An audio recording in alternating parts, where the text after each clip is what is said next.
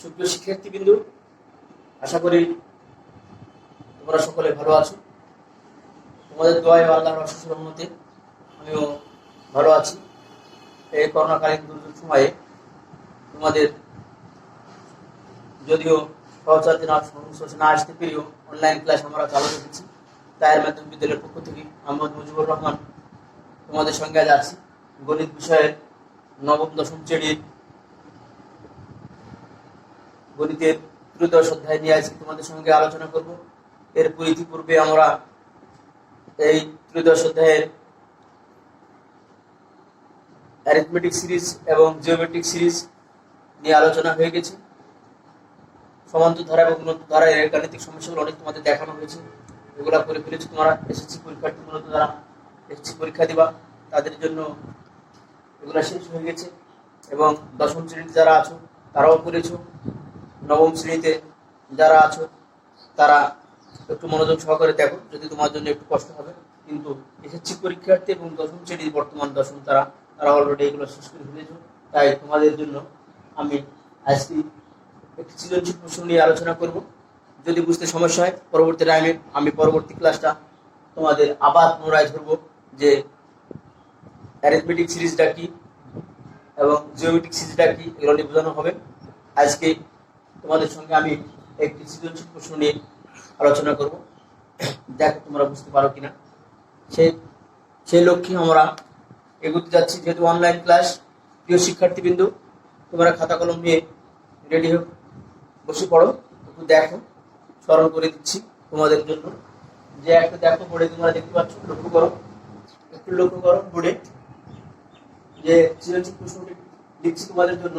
একটি গুণোত্তর ধারার প্রথম পদ হাফ এবং সপ্তম পদ 1/128, কোন ধারার প্রথম 5টি পদের সমষ্টি 35 এবং প্রথম 10টি পদের সমষ্টি 120 যদি হয়, তাহলে এই দীপকের আলোকে ক নম্বর প্রশ্নটা দেখো যে log 3 plus log 9 plus log 27 log 81 plus dot dot dot ধারাটির সাধারণ অন্তর নির্ণয় করো। এরকম এই ধারাভুক্ত হলে আমরা যেহেতু সমান্তর ধারা অ্যারিথমেটিক গুলিতে শিখেছি, এরকম ধারা দেওয়া তাহলে ধারাটির প্রথমটাকে বলা হয় ধারার প্রথম পদ, এটিকে বলা হয় প্রথম পদ। হ্যাঁ, প্রথম পদকে আমরা কি দ্বারা প্রকাশ করেছি, সাধারণ অন্তর কি, হ্যাঁ, এবং এর এনতম পদ কত, সমষ্টি কত, এগুলো আমাদের বিস্তারিত আলোচনা হয়ে গেছে। এখন আমরা গাণিতিক সমস্যার সমাধান করব। তাহলে এই ক নম্বরে আমরা এই সমস্যাটি নিয়ে এখন সমাধান করছি। একটু লক্ষ্য করো শিক্ষার্থীবৃন্দ, যে সমাধান করে দেখাচ্ছি।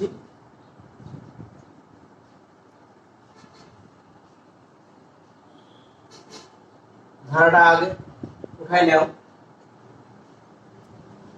log 3 plus log 9 plus log 27 plus log 81 plus dot dot dot. ধারাটির সাধারণ অন্তর নির্ণয় করতে বলা হয়েছে। আর যখনই সাধারণ অন্তর নির্ণয় করতে বলা হয় তখনই তোমরা জেনে নেবে এটা কে, কোন ধারা। এটা হচ্ছে সমান্তর ধারা। শিক্ষার্থীবৃন্দ, যখন সাধারণ অন্তর নির্ণয় করতে বলা হয় তখন তোমার তৎক্ষণিক সঙ্গে সঙ্গে তুমি কমন সেন্স তোমার এতে জেনে নিবা যে এটা হচ্ছে সমান্তর ধারা নির্ণয় করতে হবে। আর গুণোত্তর ধারা যদি বলা হতো, এখানে বলা হতো কি, সাধারণ অনুপাত নির্ণয় করো। গুণোত্তর ধারা বেলায় অনুপাত, আর সমান্তর ধারার বেলায় সাধারণ অন্তর। তো আমি এখানে ধরে নিই, দেখো এটা দেওয়া আছে। এই ধারাটি এখানে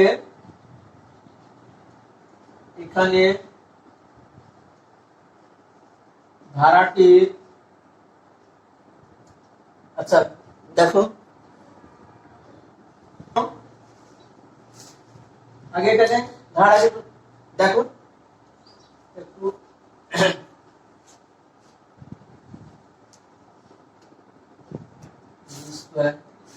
প্লাস log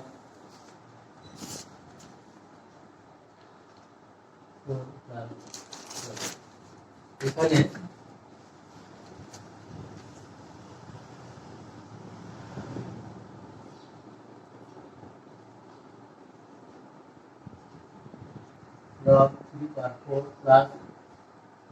শিক্ষার্থীবৃন্দ, এটা মনে হয় বুঝতে পারছো সকলে। দেখো এটাকে এরকম লেখা যায় লগ 3 লিখলাম, লগ 9, লগ 9 কে লগ 3 তারপর স্কয়ার দিলে 9 হয়ে যায়, তারপর লগ 3 তারপর 3 পুরো দিলাম, 3 দিলাম 27 হয়ে গেল। অনুরূপভাবে লগ 3 টু দি পাওয়ার 4 দিলাম 81 হয়ে গেল। এই ধারা এইভাবে লেখা যায়। এবার লগের ক্ষেত্রে আমরা লিখলাম, লগের ক্ষেত্রে পাওয়ারটা সামনে আনা যায়, আমরা সূচকের ক্ষেত্রে দেখেছি, লগের ক্ষেত্রে দেখেছি, সূত্রগুলো এভাবে তৈরি করে দিলাম। এবার এটাকে এই কোডটাকে সামনে দিয়ে সব এভাবে নিয়ে দিলাম, তাহলে কত হলো? Log 3 2 log 3 3 log 3 4 log 3 plus dot dot dot. এটা এবার এখানে দেখা যাচ্ছে, কি দেখা যাচ্ছে এখানে ধারাটি, এখানে আমার চাওয়া হয়েছে কি ধারাটির সাধারণ অন্তর নির্ণয় করা। সাধারণ অন্তর নির্ণয় করতে হলে কি হয়? সাধারণ দ্বিতীয় পদ বিয়োগ প্রথম পদ, প্রথম নির্দিষ্ট প্রথম পদের ভিতরে পরবর্তী পদটা বিয়োগ করলে আমি সাধারণ অন্তর পেয়ে যাই। এটা দ্বিতীয় পদের ভিতরে প্রথম পদ বাদ, তাহলে সাধারণ অন্তর সমান কি হবে? এখানে সাধারণ অতএব সাধারণ অন্তর, সাধারণ অন্তরকে ডি দ্বারা প্রকাশ করা হয়। সাধারণ অন্তর ডি সমান দ্বিতীয় পদ বিয়োগ প্রথম পদ, তাহলে এখানে এটা দ্বিতীয় পদ, এটা 2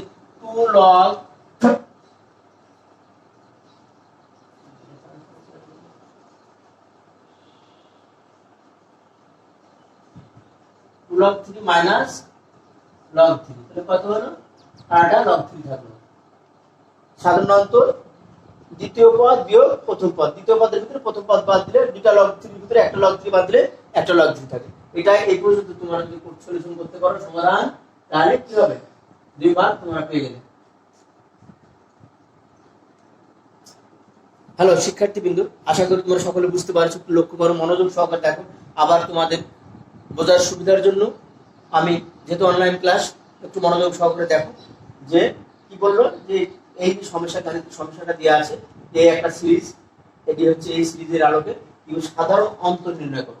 সাধারণ অন্তর নির্ণয় যখনই করতে বলা হয় তখনই তোমাকে তোমার কমন সেন্সে তুমি বুঝে নিবে যে এটি হচ্ছে কোন ধারা, সমান্তর ধারা। এখন এই ধারাটাকে এরকম দেওয়া আছে 3 9 লগ 3 লগ 9 লগ 27 লগ 8 এরকম আছে। এটিকে আমি কিভাবে এরকম গাণিতিক একটু মডিফাই করা যায়, এরকম করে নিলাম। 3 কে 3 পরিষ্কার দিলে 9 হয়, 3 পরে কিউব দিলে 27 হয়, 3 গুণ 4 দিলে পারে 21 হয়, এভাবে তৈরি করা যায়। আবার লগের ক্ষেত্রে আমরা জানি পাওয়ারটা সামনে আনা যায়, মানে কোনো পরিবর্তন, এখানে 3 এর পরে কিছু নাই, মানে কত আছে? এখানে 1 আছে, 1 সামনে আনা যায় না নেওয়া যায়, এরকম এটা 1 লিখলে হয় না লিখলে হয়, এটা। এবার এই 2টা সামনে চলে আসলো, এই 3টা সামনে চলে আসলো, এই 4টা সামনে চলে আসলো, এভাবে দিলাম। দেওয়ার পরে এবার এটি প্রথম পদের দ্বিতীয় পদের তৃতীয় পদে লিখলাম। এবার সাধারণ অন্তর, যেহেতু সাধারণ অন্তর নির্ণয় করতে বলা হয়েছে, সাধারণ অন্তর সমান সাধারণ অন্তরকে ডি দ্বারা, ডিফারেন্স ডি দ্বারা প্রকাশ করা হয়, দ্বিতীয় পদ বিয়োগ প্রথম পদ। তাহলে দ্বিতীয় আমি লিখলাম না, দ্বিতীয় পদ এখানে এই ধারা দ্বিতীয় পদ, এটি প্রথম পদ, এটি দ্বিতীয় পদ। দ্বিতীয় পদ 2 লগ 3 আর প্রথম পদ শুধু লগ 3, তাহলে 2 লগ 3 এর ভিতরে লগ 3 বাদ দিলে দুইটার ভিতরে একটা বাদ দিলে একটা থাকে। এই আমাদের এই পর্যন্ত হয়ে গেল। তাহলে বুঝতে পারলে? আশা করি সকলে বুঝতে পেরেছো। এবার দেখো, তোমার যেহেতু অনলাইন ক্লাস, বোর্ডে ওঠাই না, খাতা নিজের খাতায় ওঠাই নাও। আমি বোর্ড পরিষ্কার করবো, মুছে দিলাম। শিক্ষার্থীবৃন্দ, এবার আমরা সামনে আগা থাকি।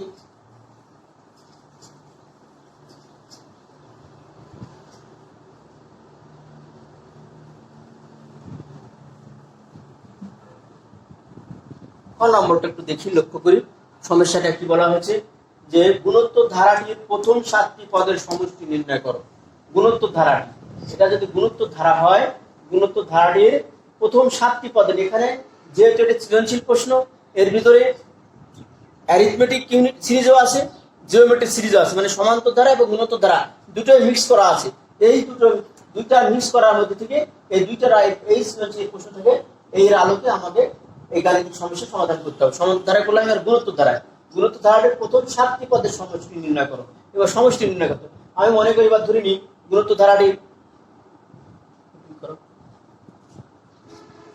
বলা হয়েছে গুণোত্তর ধারাটির প্রথম 7টি পদের সমষ্টি নির্ণয় করো। তাই আমি মনে করি ধরে নিই, শিক্ষার্থীবৃন্দ একটু লক্ষ্য করো যে গুণোত্তর ধারাটি মনে করি গুণোত্তর ধারাটির প্রথম পদ, সবসময় প্রথম পদ মনে করি, গুণোত্তর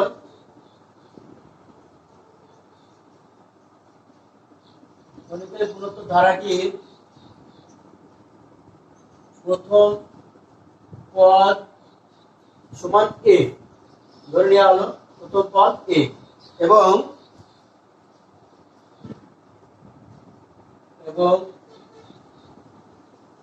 সাধারণ অনুপাত, গুণোত্তর ধারা বেলায় অনুপাত। শিক্ষার্থীদের এটা সবসময় আমাদের খেয়াল রাখতে হবে যে গুণোত্তর ধারা বেলায় অনুপাত আর সমান্তর ধারা বেলায় অন্তর। তাহলে সাধারণ অনুপাত ধরে নিলাম, আর রেশিও যেটাকে বলা হয়, রেশিও মানে অনুপাত, আর ধরে নিলাম। এবার দেওয়া আছে গুণোত্তর ধারার প্রথম পদ, এখানে প্রশ্নে দেওয়া আছে, উদ্দীপকে দেওয়া আছে গুণোত্তর ধারার প্রথম পদ সমান হাফ। তাহলে দেওয়া আছে, কি দেওয়া আছে, দেওয়া আছে গুণোত্তর ধারার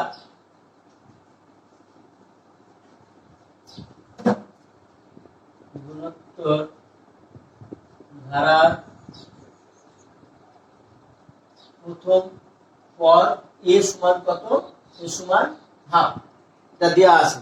এবার ধারাটি আর কি দেওয়া, এবং সপ্তম পদ দেওয়া আছে, এবং সপ্তম পদ সমান কি, সপ্তম পদ সমান দেওয়া আছে 1/128। তাহলে দেখো আমরা এই সপ্তম পদের সূত্র অনুযায়ী প্রশ্নমতে কি লিখতে পারি। প্রশ্নমতে এই সপ্তম পদের সূত্র a × r⁷ - 1 সমান 1/128।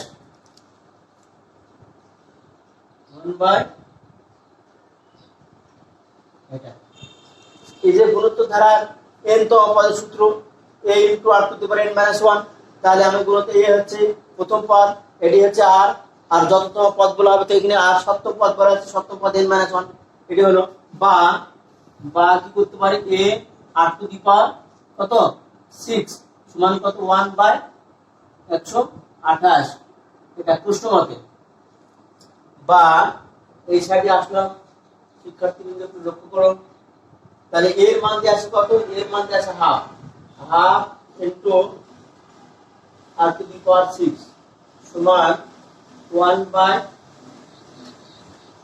এত, বা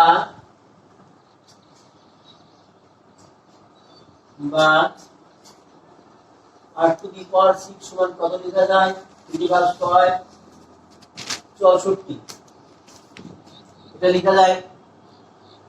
এবার বা r⁻6 মানে 1/2 কত হবে, 6,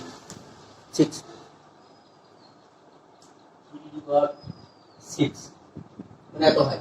এটাকে আমি লিখতে পারি 1/2 তাহলে অতএব r সমান আমরা পাচ্ছি কি, r সমান হাফ, শিক্ষার্থীবৃন্দ আশা করি তোমরা বুঝতে পারছো, একটু লক্ষ্য করো, আমরা r এর মানটা পেয়ে গেলাম, r সমান কত হলো হাফ।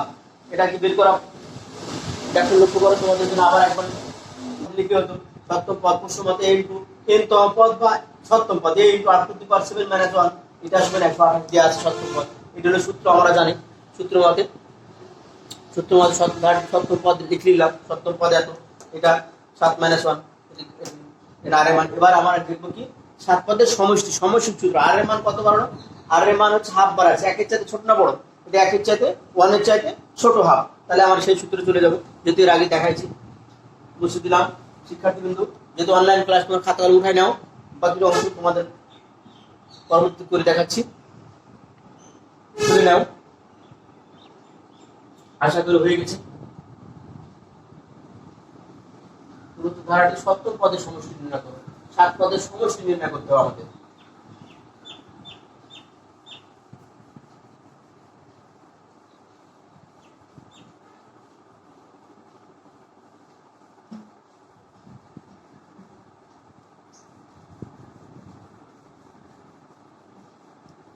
আসুন আমরা কত পেলাম, গুণোত্তর ধারা r এর মান 1 এর চাইতে যদি ছোট হয় সমষ্টি সূত্রে 1 এর r এর মান আর এর মান যদি একের থেকে ছোট হয় তাহলে কি সূত্র হয়, আর এর মান যদি একের থেকে বড় হয় তাহলে কোন সূত্র হয়। যেহেতু এখানে অতএব আর সমান কত পেলাম, আর সমান হাফ, এটা কত হাফ লেস দেন 1, তাই না? এই 1টা একের থেকে হাফটা একের থেকে ছোট, তাহলে কোন সূত্র হবে, অতএব ধারাটি সপ্তম পদের সমষ্টি, অতএব ধারাটি সপ্তম পদের, যেহেতু গুণিত ধারা তার সপ্তম পদের সমষ্টি সমান প্রথম পদ into 1 minus r to the power n, মানে n মানে 7 পদের সমষ্টি বাই 1 মাইনাস r। এটা সূত্র যেহেতু কি এখানে যে r লেস দেন 1, r এর মান যদি একের থেকে ছোট হয় তাহলে এই সূত্র হয়। আর এর মান হাফ আমার বেরোচ্ছে আমাদের, তাহলে আমরা এই সূত্র লিখব। এবার এর মান কত, এর মান আমরা পেয়েছি হাফ, আর 1 মাইনাস r এর মান কত হাফ, আর তার পাওয়ার কত 7, আর 1 মাইনাস r এর মান কত হাফ। এটা বসাই দিলাম, যেহেতু এর মান দেওয়া আছে হাফ, আমরা মানগুলো বসাই দিলাম। এবার দেখতে থাকো, 1 মাইনাস 1 বাই কত হবে, 2% নিলে 128 বাই এটা হচ্ছে বিয়োগ করলে কত হয় 2 মাইনাস 1 বাই 2, তাহলে এটা কত হবে হাফ ইনটু 1 মাইনাস 1 বাই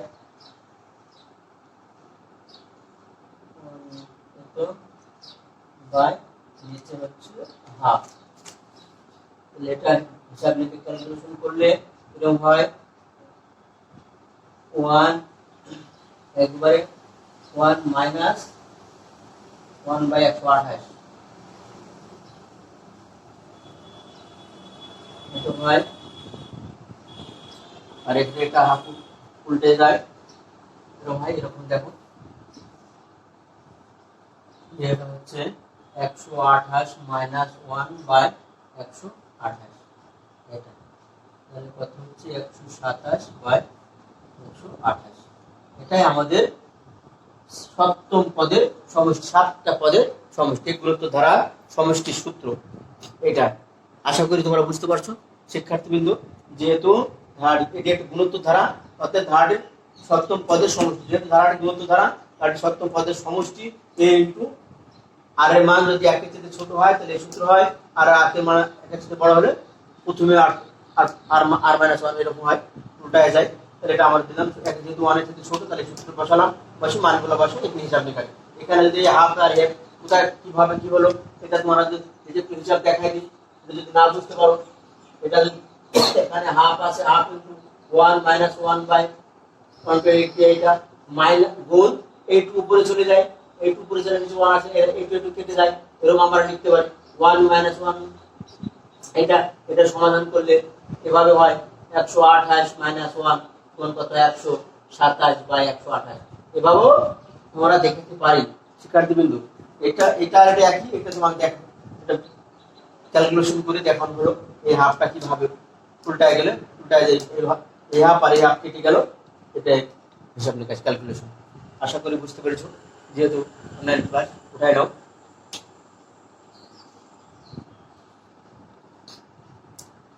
সুপ্রিয় শিক্ষার্থীবৃন্দ,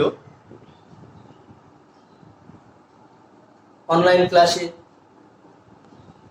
সমস্যা হতেই পারে, তবু মনোযোগ সহকারে দেখলে আমার মনে হয় যে কোনো গাণিতিক সমস্যা সমাধান করা যায়। হ্যাঁ, তাই মনোযোগ সহকারে একটু লক্ষ্য করো, আশা করি সমস্যা হবে না। এবার এই আলোকে গণিতের ক্ষেত্রে উদ্দীপকের আলোকে 3টা সমস্যা দেওয়া থাকে, ক খ গ। আমি ক খ দেখালাম, ক নম্বর তোমাদের হোমওয়ার্ক দিচ্ছি, বাসায় তোমরা প্র্যাকটিস করবে। আবার আমি পরবর্তী ক্লাসে আবার তোমাদের এই অ্যারিথমেটিক সিরিজ এবং জিওমেট্রিক সিরিজ নিয়ে গানের বিশদভাবে আলোচনা করব। যেহেতু এর আগে পূর্বে করা হয়েছে, তাই এখন গাণিতিক সমস্যাটা আজকে দেখালাম, তবু আবার তোমাদের স্মরণে করার জন্য, তোমাদের যাতে কাজে আসে, যেহেতু এই সিরিজ থেকে অবশ্যই বোর্ড পরীক্ষায় এখান থেকে প্রশ্ন হয়, তাই সেই আলোকেই আমি একটু আলোচনা করছি, আবার তোমাদের সঙ্গে থাকবো গাণিতিক।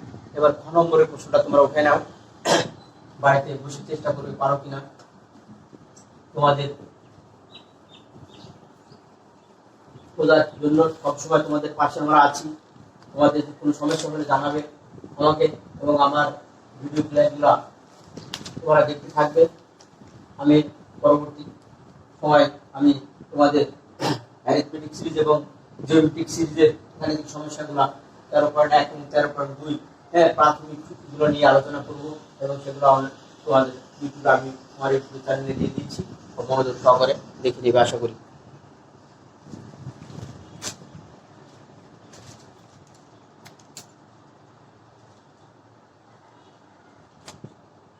গ নম্বর প্রশ্নটা এমন হবে, এরকম একটা থাকতে পারে যে সমান্তর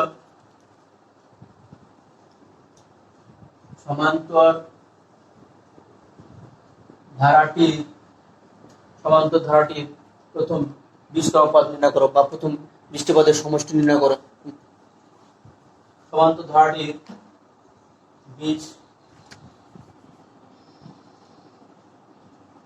20তম পদ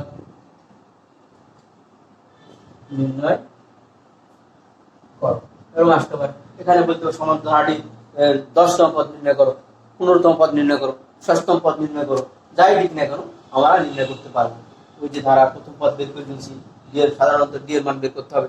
এই সময় আকারে একটার পর একটা আমরা সূত্রের সাহায্যে ওগুলো বের করবো। আশা করি তোমরা বুঝতে পারো, যেহেতু অনলাইন ক্লাস, অল্পতেই অল্প আঘাত থেকে আমরা তোমাদের সকলের সুস্বাস্থ্য কামনা করে আশা করি তোমরা সকলে ভালো থাকবে, সুস্থ থাকবে, প্রয়োজন বাদে ঘর থেকে বেরোবে না। তোমাদের সকলের মঙ্গল কামনা করে আজকের পর্যন্ত এখানে শেষ করছি। আল্লাহ হাফেজ।